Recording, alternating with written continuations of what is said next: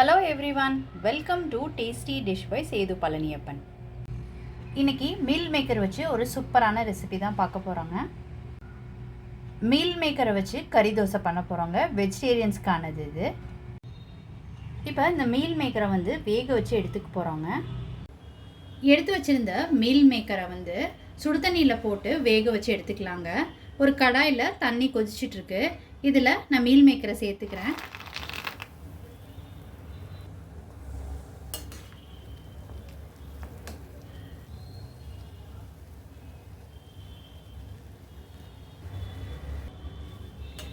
அடுப்பை குறைச்சி வச்சு வேக விடுங்க. பொங்கி தண்ணி வெளியில் வந்துடாமல். இந்த அளவுக்கு வெந்தது போதுங்க. இப்போ இதை தண்ணியை ஃபில்ட்ரு பண்ணி எடுத்துக்கலாம். எடுத்து பச்சை தண்ணிக்குள்ளே இதை போட்டுக்கலாங்க. தண்ணியை வடிச்சிட்டு எல்லா மீல் மேக்கரையும் பச்சை தண்ணிக்குள்ளே போட்டிருக்கேங்க. இது கொஞ்சம் நேரம் ஆறட்டும். ஆறுனதுக்கப்புறம் இந்த தண்ணியை நல்லா வடிச்சிட்டு நல்லா பிழிஞ்சு எடுத்துக்கலாம். பச்சை தண்ணியில் போட்டிருக்கிற மீல் மேக்கர் நல்லா ஆறுனதுக்கப்புறம் இந்த மாதிரி நல்லா புழிஞ்சு எடுத்துக்கணுங்க.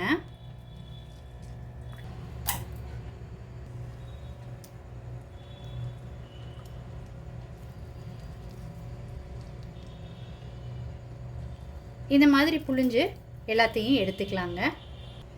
எல்லா மீல் மேக்கர்லேயும் உள்ள தண்ணியை புழிஞ்சு எடுத்துக்கிட்டாச்சு. இப்போ இந்த மீல் மேக்கரை நீங்கள் சின்ன சின்ன பீசஸாக கட் பண்ணுறதுனா கட் பண்ணிக்கலாம்.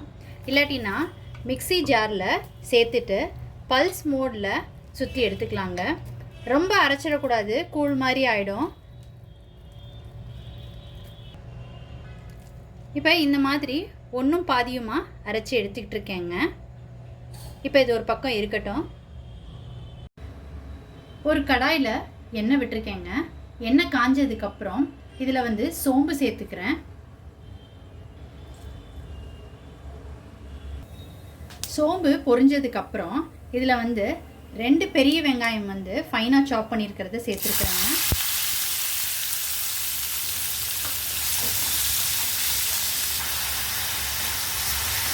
வெங்காயம் நல்லா வதங்கட்டும்.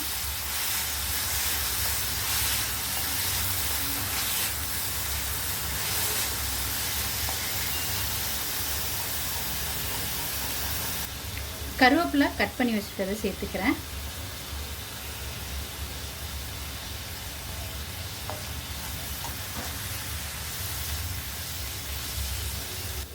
வெங்காயம் இந்த அளவுக்கு வதங்கினது போதும். இதில் இஞ்சி பூண்டு பேஸ்ட் சேர்த்துக்கிறேன்.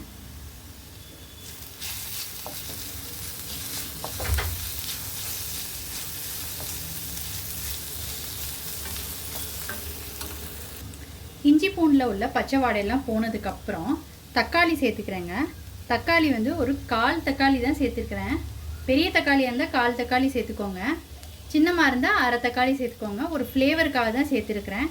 சேர்க்காமையும் நீங்கள் செய்யலாம், வேண்டாண்ணா.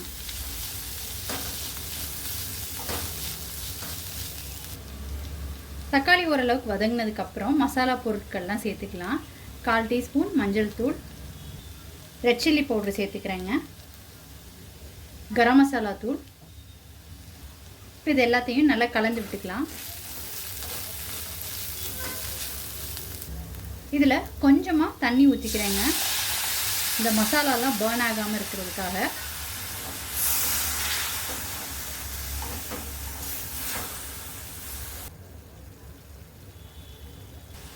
ஊற்றின தண்ணி நல்லா வற்றிட்டு எண்ணெயெல்லாம் பிரிஞ்சு வர ஆரம்பிச்சிருச்சுங்க.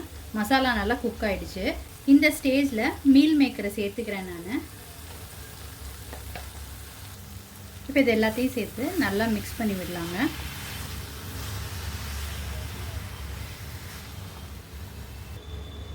நல்லா மிக்ஸ் பண்ணதுக்கப்புறம் இந்த டிஷ்ஷுக்கு தேவையான உப்பு சேர்த்துக்கிறேன்.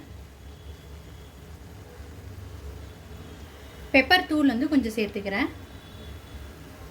இப்போ இது எல்லாத்தையும் சேர்த்து நல்லா ஒரு தடவை மிக்ஸ் பண்ணிக்கலாம்.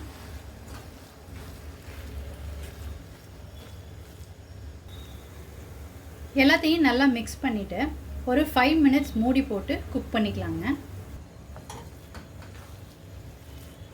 மூடி போட்டு வச்சுட்டு இன்பிட்வீன் எடுத்து எடுத்து கிளறி விட்டுக்கோங்க, கீழே அடியில் பிடிச்சிடாம.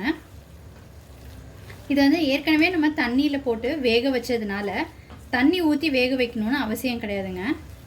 அதில் உள்ள தண்ணியிலே இது வந்து வெந்துக்கும்.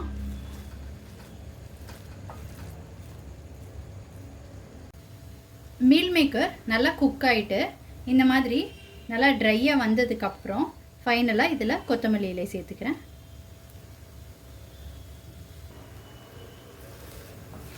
இதை நல்லா கலந்து விட்டுக்கலாம்.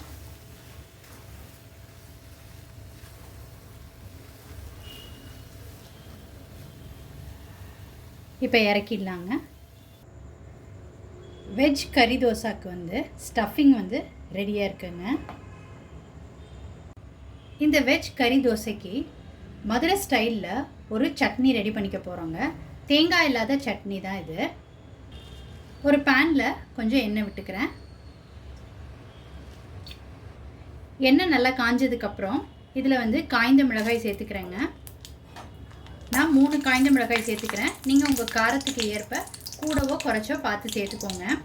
ஒரு பெரிய வெங்காயம் சேர்த்துக்கிறேன்.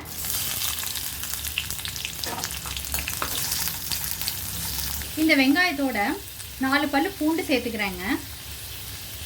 சின்ன துண்டு இஞ்சி கட் பண்ணி சேர்த்துருக்குறேன். இப்போ இதை நல்லா வதக்கிக்கலாம்.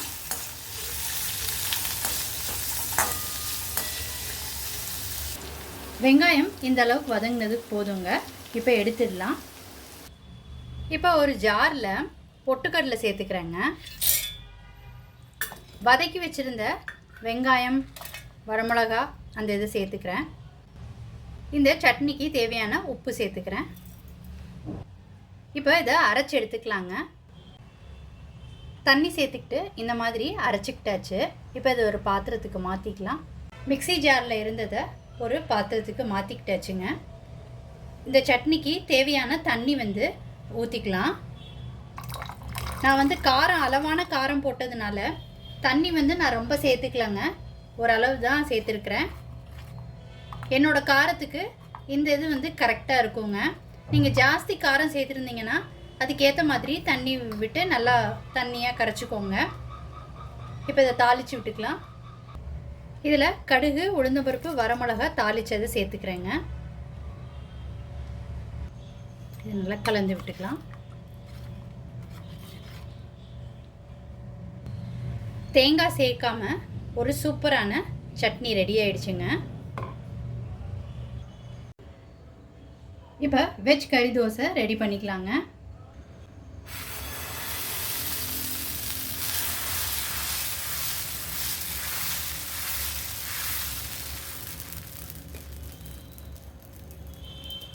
இதை ஃபஸ்ட்டு வேக விட்டுக்கலாம். ஃபஸ்ட்டு மூடி போட்டு வேக விட்டு எடுத்துக்கிட்டாச்சுங்க. இப்போ நம்ம ரெடி பண்ணி வச்சுருக்கிற மசாலாவை வந்து இதில் ஸ்ப்ரெட் பண்ணிக்கலாம்.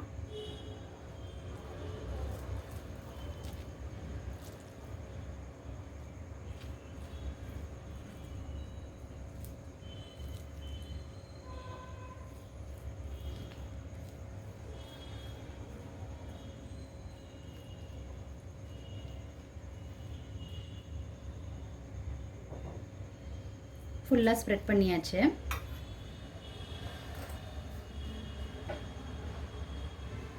இப்போ இதில் ஃபைனாக சாப் பண்ண ஆனியன் சேர்த்துக்கிறேங்க.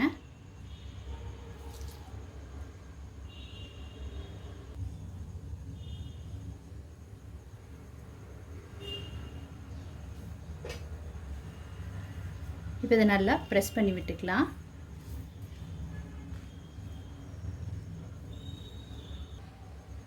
எண்ணெய் விட்டுக்கலாங்க. 5 to 10 செகண்ட்ஸ் குக் ஆனதுக்கப்புறம் இப்போ திருப்பிக்கலாங்க.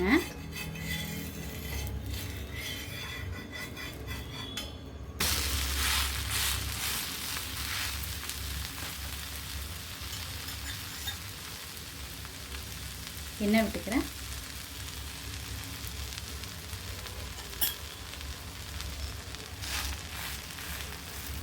நான்வெஜ் சாப்பிட்றவங்களா இருந்தால் நீங்கள் வந்து இதிலே தோசை ஸ்ப்ரெட் பண்ணிவிட்டு அதில் வந்து எக்கு வந்து நீங்கள் நல்லா கலக்கிட்டு ஊற்றிட்டு அது மேலே இந்த ஸ்டஃபிங்கை வச்சு செஞ்சிங்கனாலும் சூப்பராக இருக்குங்க. அது வந்து இன்னும் நல்லா டேஸ்ட் இன்னும் ஜாஸ்தி இருக்கும். அந்த மசாலா வந்து நல்லா மிக்ஸ் ஆகிக்குங்க அந்த எக்கோட.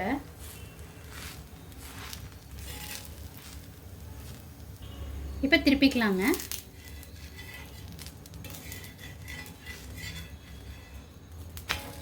சூப்பராக வந்திருக்குங்க. இப்போ எடுத்துடலாம்.